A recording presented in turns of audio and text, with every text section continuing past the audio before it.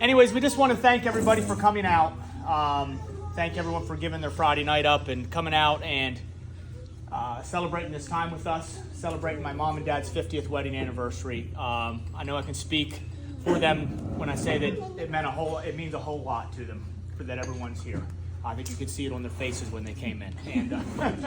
And so just thank you all so much for coming out. Really appreciate it. Also want to thank my sister Christina and Aunt Bobby Jean. They put this whole thing on. Seriously, they lined up the place. They sent out the invitations. They did all the decorating. They did all the work. And so I just want to thank them very much. I think someone else wants to thank them too, don't they? Oh no. I wanted to say happy anniversary to my great nan and pap. I love you very much. The greatest there's ever been. I wanted to say thank you to Chrissy and for everything. I also wanted to say one more thing. Keep all your possessions very close to you. Aunt Bobby Jean's very good at taking your stuff. Last time I lost something, I found her possession, and I don't think she had the intentions of giving it back, but I said no, and I snatched it and I ran, and I haven't looked back then. Thank you very much.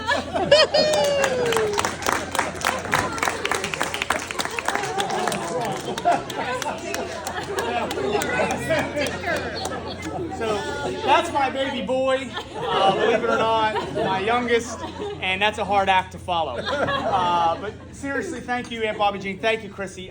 So about less than 24 hours ago, I was informed that I got volunteered to give a speech. Okay, and I said, well, I can probably do that, I guess. Apparently, my sister is not real good at speaking in front of crowds. That's what she says. That's what she said. So I thought, okay, I can do this, no problem. So then last night, my wife says to me, she says, Tommy, what are you going to say tonight? So I have no idea what I'm going to say. I don't know. What am I, And so she said, okay, no worries. So this morning, she's walking me out to my truck. She always walks out to the truck with me in the morning, say goodbye. And she says, what are you going to say tonight? And I said, I don't know. I think I'm just going to get up and wing it.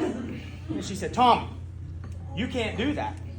This is important. You need to say something memorable. It's like, wow, well, I mean, that's no pressure at all, right? I got to get up and say, so here I am now. This is me attempting to say something memorable.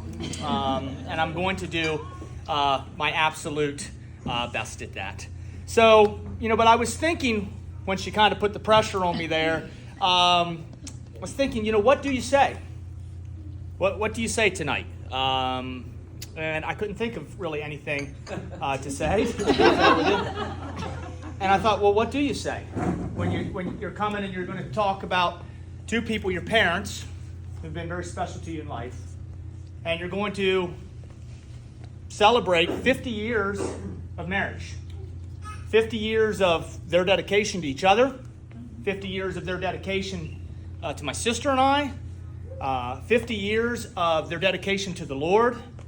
I mean, that's what we're here for tonight, right? I mean, 50 years of just them being together, 50 years of them making a vow, standing before each other and standing before our Father God, making a vow that they would love each other, that they would cherish each other, that they would be together in sickness and in health, for richer or poor, until death do they part. And then not only making those vows, but then living them out and keeping them.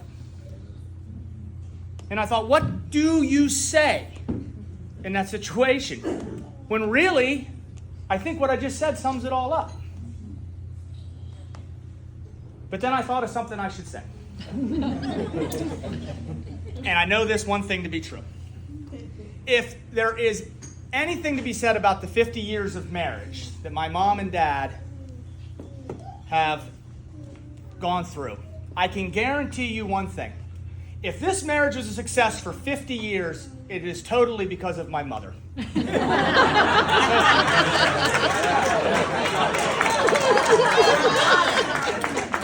There's absolutely, positively no question about that. That's right. I can tell you this.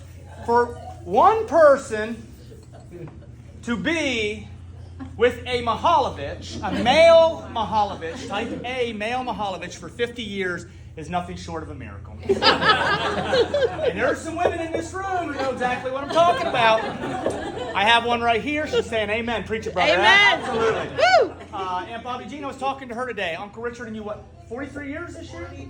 43. So she knows what I'm talking about. And Aunt Tina, you know more than what I'm talking about than probably anybody. Yeah, I know you do. In fact, the only thing I could think that would be harder than that would probably be being married to a female. So, John, Chad, you guys, you're in my prayers every day. If you guys would have come and spoke to me first, I could have warned you what you were getting into, but you didn't. You just jumped in feet first, and that's all yours now. So, I'm just joking. Kristen, I am just joking. John, I'm 100% serious, man. I'm absolutely sorry for you, man. But so, anyways, my wife and I decided that we would maybe put a small slideshow together for my mom and dad.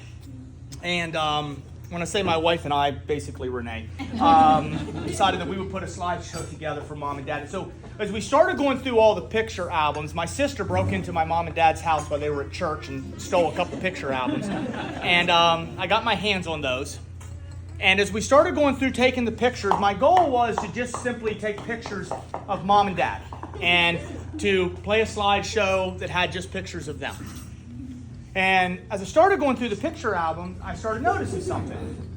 That all the pictures, there was a lot of mom and dad, but there was a ton of family pictures, just pictures of family. And I'm not talking about just Christina and I, or our kids, or their grandchildren. I'm talking about brothers and sisters and friends.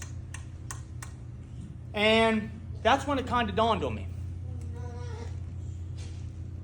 That is the legacy of these 50 years of marriage. It dawned on me that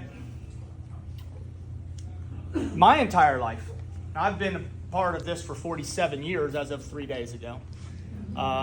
Many of you have known mom and dad for the true 50 years. Many in this room have known them longer than that, is when they started dating. But when I looked at those pictures, I thought, that is the true legacy of what this marriage has been. Their dedication not only to each other, but their dedication and service to the Lord, their dedication, their service to everyone in this room. That's why, again, like I said, why we're here tonight. Their dedication and their service to myself, to my sister, to my kids, to my niece and my nephew. I mean, if you think about it, how often do you see my parents and they don't have a grandchild attached to one of their hips, right? It's all the time. They still go over and spend night at mom and dad's house. I still barely go a day without talking to my mom or my dad. They come up for coffee. We go down there for coffee. And I said, that is the legacy that this 50 years of marriage has produced. A group of people who absolutely positively love each other. And that is because of my mom and dad, who were not selfish in their marriage, but gave of themselves continually. And that's what I picked up from that. So I changed what I was going to do. I started taking more pictures of the family and the brothers, the sisters. And I tried to get a lot of you guys in there. I don't know if I did perfect. And so we're going to put a slideshow on here.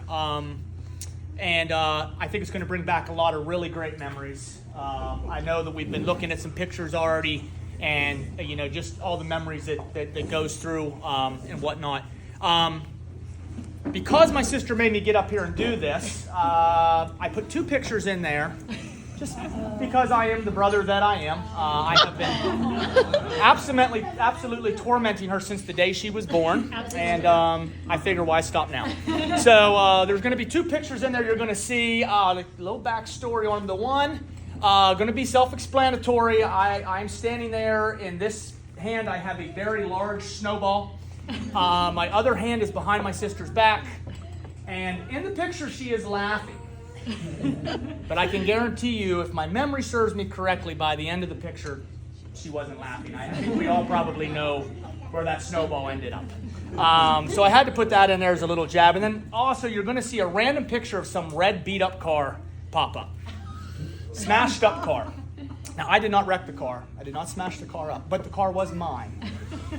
It was my favorite car. The favorite car I ever had, still probably to this day. And it was great. I loved that car. I washed it. I waxed it. I had subwoofers and speakers and stereos, and I loved that car.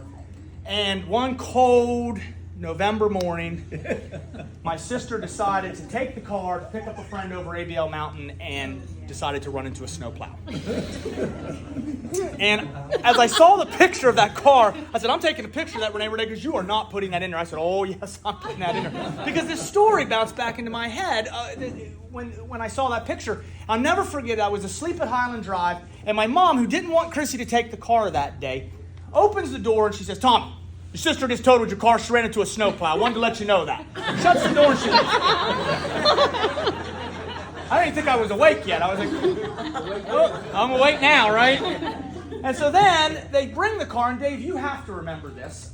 I know you have to. They bring the car and they park it in the Dairy Dip parking lot at the bottom of Highland Drive. Now, we had lived at Highland Drive for 20 years. So everyone knows whose car this was. And I will never forget when the tow truck driver brought that car in. I was standing next to my dad. I'll never forget the look on my dad's face. And he was silent. I think it was one of the first times I've ever heard him speechless in my entire life. Nothing to say. Yeah. And they left the car there for a couple of minutes. You remember that? The car parked at the Dairy parking lot now? Well, it was there. I have the pictures to prove it. So when you see the red car pop up, you're going to know what it is, why it's there. But anyways, so we're going to get onto the slideshow. But in all seriousness, thank you guys so much for coming. And I just want to say one last thing. Not speaking for the people in the room, not speaking for my sister, not speaking for my wife or my kids, just speaking for me. I just wanted to say thank you very much. Thank you for giving of yourselves. And this is why she wanted me to do this, I know, because she wanted to see me cry in front of 30 people. But thank you for showing me what a husband is, for showing me what a wife is, for showing me what a father and a mother is. Thank you very much. Thank you for not being selfish and giving of yourselves for the betterment of all of us. I thank you. And I hope God blesses you with 50 more. You're going to be pretty old then, but I sure do hope he does. And I just want to tell you that I love you very much. And thank you very much.